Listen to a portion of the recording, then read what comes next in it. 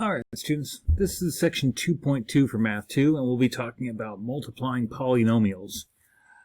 The book right here starts with multiplying binomials, and let's back it up a step. You might be saying, wait, I thought the last section talked about polynomials. Well, it did. Let's back this up a step.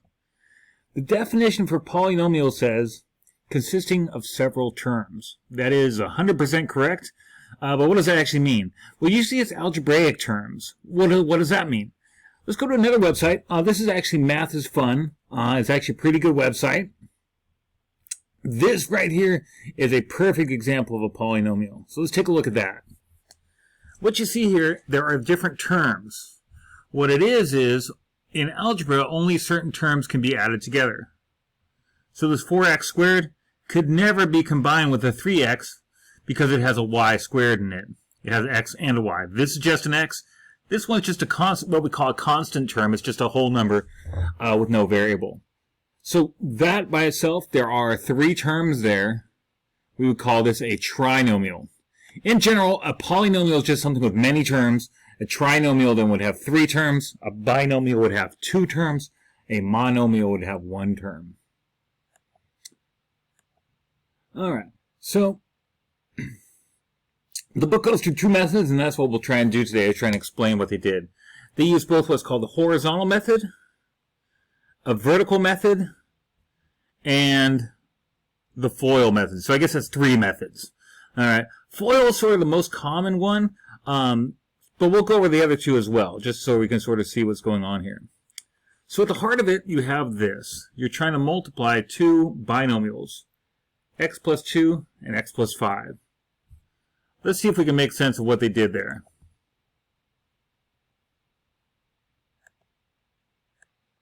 Alright, so for the horizontal method, I'm going to switch over to my notebook paper here.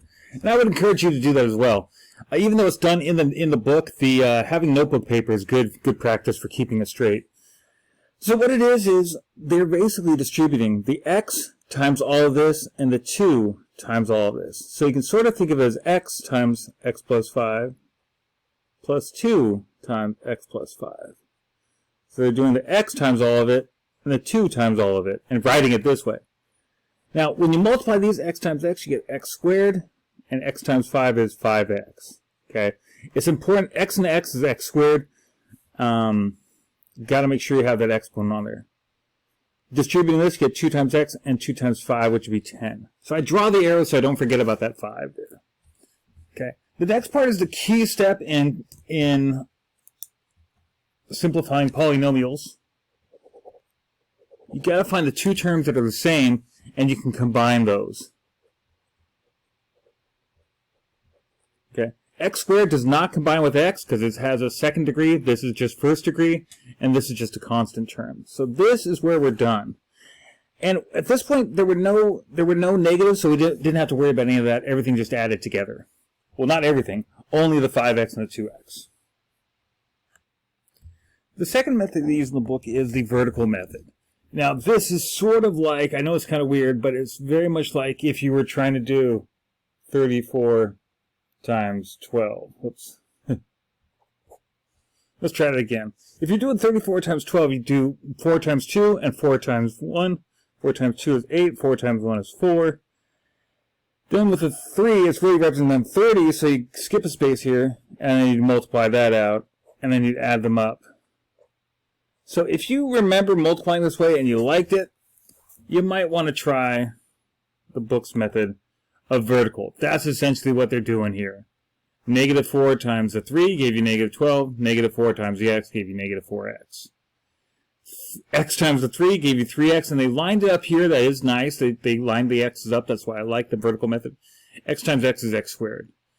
When you combine these, you'll notice a negative 4 and a positive 3 will give you negative x. Okay, so that is the vertical method.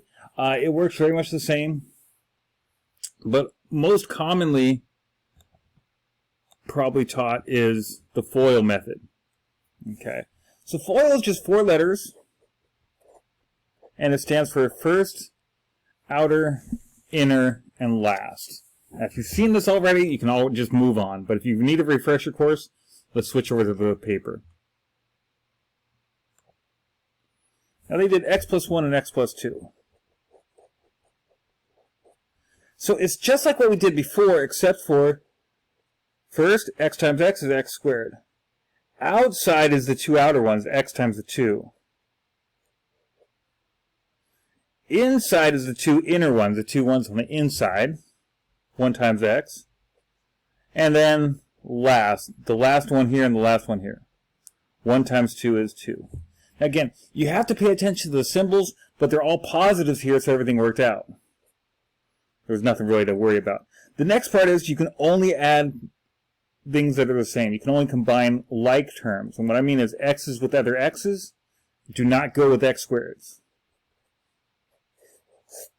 And that's it. All right.